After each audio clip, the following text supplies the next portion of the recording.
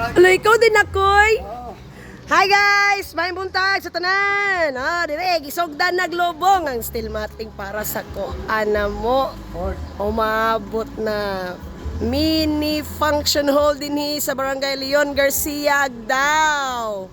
City of Davao. O, tanawa mga bakal guys ha. Wala ni inot. Nindot kayo ni. Late on pa ni sa inyong relasyon. Ang amo ang postingan hi. O ha? Oh, that is the proposal. Implementing Agency City Engineers Office. Wala siya guys.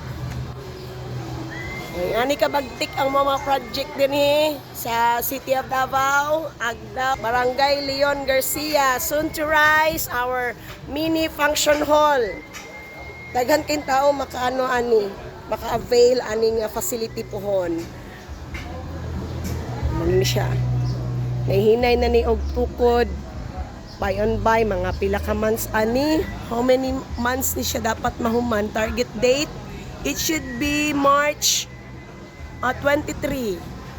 Nag-start siya within September 5, 2025. Then mag-end siya March 23. So ma-inaugurate na ni, ma-turn over na ni siya din sa lokal nga panggamhanan para enjoy na pod sa mga constituents din sa mga barangay.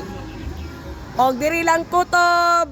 See you next to my vlog. Bye!